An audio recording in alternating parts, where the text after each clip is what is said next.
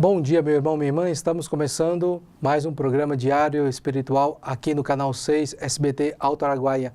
E quero agradecer a sua presença aqui conosco, agradecer a sua audiência.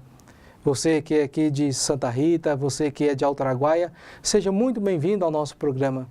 Também quero, assim, agradecer a você, meu irmão, minha irmã, que nos assiste pelas redes sociais, que compartilha os nossos vídeos para que essa evangelização possa acontecer cada vez mais, atingindo mais pessoas para fazer e aderirem a essa proposta cristã de conhecer cada vez melhor o nosso Senhor Jesus Cristo. Nós estamos nessa manhã de quarta-feira, dia 13, e hoje aqui na nossa catequese nós vamos conhecer a história de Santo Antônio de Pádua. Com certeza você já deve ter ouvido falar da história dele. Ele que é tido como um santo casamenteiro, muitas jovens, muitas solteiras já recorreram, já rezaram a ele para que pudessem encontrar assim um bom companheiro para viver a sua vida, viver a sua vocação matrimonial feliz na graça de Deus. Então vamos conhecer a história um pouco mais profunda do santo de hoje. Então, o santo de hoje, o seu nome de batismo é Fernando Antônio de Bulhões. Ele nasceu no ano de 1195 em Lisboa, em Portugal. Aos 19 anos, ele se tornou agostiniano, mas mais tarde ele mudou, saiu dos agostinianos e entrou na ordem franciscana, tornando-se o Frei Antônio. Na Itália, São Francisco deu-lhe a missão de formador dos teólogos, de seus confrades. Antônio foi um grande pregador e realizou muitos milagres em vida. Morreu em Pádua, na Itália, no ano de 1231. Os símbolos que aparecem na imagem de Santo Antônio explicam sua pertença à ordem franciscana e sua santidade, que ele foi um pregador extraordinário. Então vamos conhecer os símbolos que estão na imagem de Santo Antônio. O primeiro símbolo que nós podemos encontrar na imagem de Santo Antônio é o seu hábito. O hábito de Santo Antônio representa a sua pertença à ordem franciscana. O hábito também é símbolo de consagração a Deus, de humildade e de pertença a uma ordem religiosa. Então, a roupa que Santo Antônio veste, então, simboliza que ele consagra a sua vida a Deus e também esse hábito ele é próprio da ordem franciscana. O livro que Antônio traz nas mãos. Na imagem de Santo Antônio, o livro é símbolo antigo, representa o Evangelho, a sabedoria de Antônio e o fato dele ser doutor da Igreja. Representa também ser um pregador extraordinário que reunia multidões para ouvi-lo. Por seus conhecimentos e sabedoria bíblica, o Papa Gregório IX o chamava de Arca do Testamento. Pessoas se convertiam, inimigos se reconciliavam ao ouvi-lo pregar. Quanto aos que não quiseram ouvir, ele foi pregar um dia para os peixes e milagrosamente um dia um cardume começou a colocar a cabeça para fora para ouvir a sua pregação. De tão tamanha era com que sabedoria Antônio pregava. O menino Jesus com Santo Antônio. O menino Jesus representa a intimidade de Antônio com o nosso Senhor Jesus Cristo.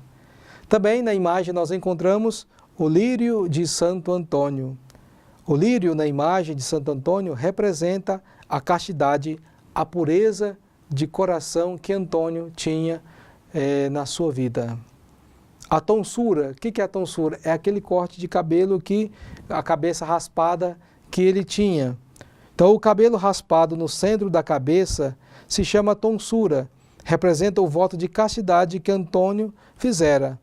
A tonsura significa também a renúncia das vaidades de ser como Cristo, sendo coroado que se oferece a serviço de todos. O pão de Santo Antônio. A imagem de Santo Antônio também é comum, representa com os vários milagres feitos em sua vida. Algumas obras, vimos o santo distribuindo pão aos pobres. Conta a história que um dia Santo Antônio doou todos os pães do mosteiro, conta a história um dia que Santo Antônio doou todos os pães do mosteiro. E o frade, que era o padeiro, foi lá e não tinha pão. Então ele foi avisar aos irmãos que não tinha pão para comer. E Antônio foi até lá ao lugar e milagrosamente os pães apareceram e eles puderam comer, fazer aquela refeição e ainda sobrou pão para os pobres, para os mais necessitados. Então esse milagre dos pães é das graças que Deus agiu miraculosamente na vida de Antônio. E hoje muitas pessoas pegam esse pão bento de Santo Antônio e colocam no arroz, colocam na farinha, para que nunca o alimento falte em suas casas. Então é uma tradição popular que muitas pessoas ainda usam, praticam, para que sempre manifeste a fartura nas suas vidas, nas suas famílias. Também na imagem de Santo Antônio nós podemos encontrar o Santo Terço. O terço na imagem de Antônio representa a sua entrega e também a sua devoção à Virgem Maria. Também nós temos um cinto de Santo Antônio que também nós podemos chamar de cíngulo. O cinto, que é uma corda, contém 3 nós. E esses 3 nós simbolizam os votos de obediência, pobreza e castidade que o santo religioso franciscano faz quando fazem os votos perpétuos. Então que também nós aprendamos a viver essas virtudes na vida de cada um de nós, que é a obediência, a pobreza e a castidade, para estarmos cada vez mais próximos do nosso Deus. Não precisa de ser consagrado para viver esses dons, essas virtudes na nossa vida, mas só o fato de desejar estar mais próximo de Jesus, então nós podemos assumir isso também para a vida de cada um de nós. Também, por último, não menos importante, Santo Antônio é tido como o santo casamenteiro. Então nós temos muitas histórias, mas nenhuma assim a gente consegue chegar à veracidade. Então uma das histórias conta que uma moça tinha um noivo, mas ela não tinha, ou seja, o dote, aquela quantia em dinheiro para poder casar. E ela reza então a Santo Antônio, que miraculosamente aparecem então moedas de ouro, então ela junta esse dote e consegue casar com o seu pretendente e ser feliz para sempre. Uma outra história também, para fundamentar essa teoria de Santo Antônio ser como casamenteiro, é de uma jovem que tinha um altar na sua casa, sempre rezava, e lá tinha uma imagem de Santo Antônio. E ela sempre rezava porque não conseguia um pretendente. E cansada de rezar e nunca aparecer o seu pretendente, ela pega e joga então a imagem do santo pela janela. E essa imagem cai na cabeça de um jovem, do qual ela se aproxima e se apaixona assim verdadeiramente, se casa com ele e se torna assim, e ficam felizes para sempre. Então essas são as histórias, assim, nós não conseguimos chegar à veracidade, mas é daí que surge então essa história de realmente Santo Antônio como sendo o padroeiro dos casamentos, dos solteiros. Então se você está solteiro, que você possa assim abraçar, buscar, rezar com confiança a Santo Antônio, que com certeza ele vai te ajudar, vai providenciar um companheiro, uma companheira, para que você possa viver bem e feliz a sua vocação matrimonial. Encerrando então, agora nesse momento, essa nossa catequese, como Santo Antônio também é conhecido como o patrono daqueles dos mais pobres, de oferecer o pão aos mais necessitados, eu quero junto com você rezar esta oração de bênção dos pães, para que nunca falte o pão aí na sua mesa, na sua casa e das pessoas que você ama. Rezemos juntos essa oração da bênção do pão. Senhor Pai Santo, Deus eterno e todo-poderoso, abençoai este pão pela intercessão de Santo Antônio, que por sua pregação e exemplo distribuiu o pão da vossa palavra aos fiéis. Recorde aos que comerem e distribuírem com devoção o pão que o vosso Filho multiplicou no deserto à multidão faminta. o pão eucarístico que nos dais todos os dias no mistério da Eucaristia, e fazei que este pão nos lembre o compromisso para com todos os nossos irmãos necessitados de alimento corporal e espiritual. Por nosso Senhor Jesus Cristo, vosso Filho, pão vivo que desceu do céu, que dá vida ao mundo, na unidade do Espírito Santo. Amém. E agora, encerrando a nossa catequese, meditemos o Evangelho de São Mateus, capítulo 5, versículo de 17 a 19. Naquele tempo, disse Jesus aos seus discípulos: Não penseis que eu vim abolir a lei e os profetas. Eu não vim para abolir, mas para dar-lhes pleno cumprimento. Em verdade eu vos digo, antes que o céu e a terra deixem de existir, nenhuma só letra ou vírgula serão tiradas da lei, sem que tudo se cumpra. Portanto, quem desobedecer a um desses mandamentos, por menor que seja, e ensinar os outros a fazerem o mesmo, será considerado menor no reino dos céus. Porém, quem os praticar e ensinar, será considerado grande no reino dos céus. Palavra da salvação, glória a vós, Senhor. Caríssimos irmãos e irmãs, voltando agora, nós vamos meditar a palavra de Deus, vamos fazer a reflexão, extrair aquilo que é importante para que nós possamos guardar no nosso coração e vivê-lo no nosso dia a dia. Jesus, no Evangelho de hoje, ele fala da prática da lei, que também nós podemos entender que são os mandamentos, aquilo que Deus, ao longo da história, foi revelando ao seu povo como orientação, como baliza, para que a gente pratique, para que a gente não se perca, mas sempre estejamos dando passos seguros para chegar no reino dos céus. Jesus, então, nos ensina a encontrar nessa lei algo libertador. Não viver a lei de uma maneira muito restrita, muito fanática, de uma lei que não produz vida e sim a morte. Jesus, então, por isso que ele diz que ele não veio para abolir a lei, mas ele veio para dar pleno cumprimento, ou seja, veio para dar um novo respiro a essa lei, veio dar a verdadeira vida à lei.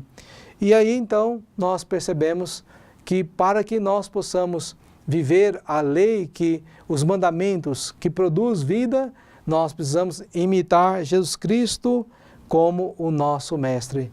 Jesus é o verdadeiro mestre, não como os mestres da lei, que Jesus teve muitas vezes dificuldade com eles, que ele tentava colocar esse ensinamento nas suas cabeças, mas eles fechavam a sua consciência, fechavam os seus corações e não queria acolher essa vontade de Jesus.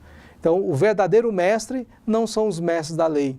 O verdadeiro mestre para nós hoje é o nosso Senhor Jesus Cristo, que veio dar pleno cumprimento à lei de Deus.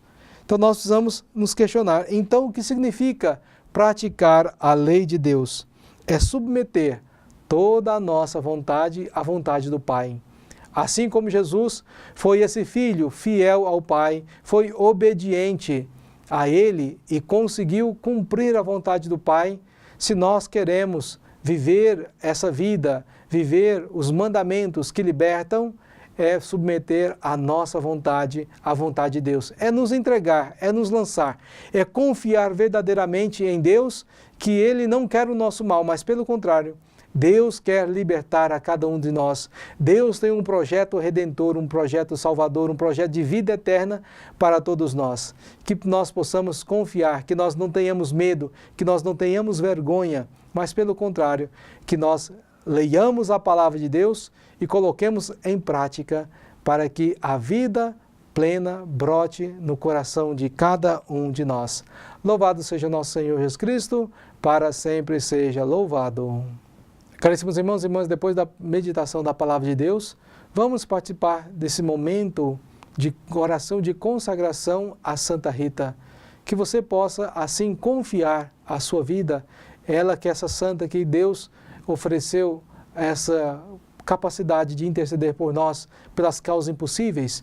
Coloque então todas as causas que você vê que é impossível, quase impossível na sua vida, nas mãos dela, que ela vai interceder. E consagre a sua família, consagre os seus bens, consagre a cidade inteira, para que sempre façamos mais e melhor a vontade de Deus na nossa vida. Então rezemos e acompanhemos com muita fé esta oração. Oremos. Ó poderosa Santa Rita, a quem Deus constituiu auxiliadora dos cristãos, nós vos escolhemos como senhora e protetora desta cidade, desta família, desta região. Dignai-vos mostrar aqui o vosso poderoso auxílio. Preservai esta casa, cidade, região, de todo o perigo, do incêndio, da inundação, dos raios, da tempestade, dos ladrões, dos malfeitores, da guerra e de todas as outras calamidades que conheceis. Abençoai e protegei, defendei e guardai como coisa vossa as pessoas que vivem nesta casa, cidade ou região. Sobretudo, concedei-lhes a graça mais importante, a amizade com Deus, evitando o pecado. Dai-lhes a fé que tivesses na palavra de Deus e o amor com que nutristes para com o vosso Salvador Jesus Cristo e para com todos aqueles pelos quais ele morreu na cruz. Gloriosa Santa Rita, rogai por todos que moram nesta casa, cidade, região, que vos foi consagrada. Amém. Agora eu convido você, meu irmão, minha irmã, a participarmos desse momento de oração da bênção da água, para que esta água possa trazer a graça de Deus na sua vida, para que você, tomando essa água ou aspergindo na sua casa, possa afastar cada vez mais o mal, aquilo que é nocivo, aquilo que nos distancia de Deus, para que Deus coloque, através do seu coração, desse seu desejo de consagrar a sua vida a Ele, o seu coração, colocar anjos protetores, anjos de luz, anjos de sabedoria, para te proteger e te guiar no caminho da salvação. Acompanhe com muita fé essa oração de bênção da água. Senhor Deus Todo-Poderoso, fonte e origem de toda a vida, abençoai esta água que vamos usar, confiantes para implorar o perdão de nossos pecados e alcançar a proteção da vossa graça contra toda doença e cilada do inimigo. Concedei, ó Deus, por vossa misericórdia, que jorrem sempre para nós as águas da salvação, para que possamos nos aproximar de vós com o coração puro e evitar todo o perigo do corpo e da alma, por Cristo nosso Senhor. Amém.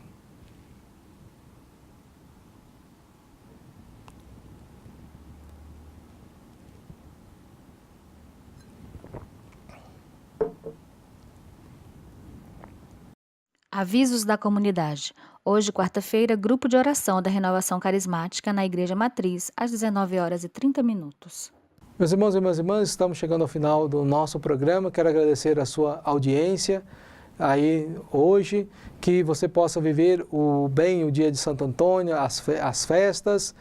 E para você que ainda não casou, que está namorando, para você que ainda está sem um companheiro, então vamos dar essa bênção especial pela intercessão de Santo Antônio, para que você possa, assim o quanto antes, encontrar o seu companheiro. Você que está namorando, possa assim visar o sacramento do matrimônio, e para que vocês sejam pessoas verdadeiramente felizes na graça de Deus.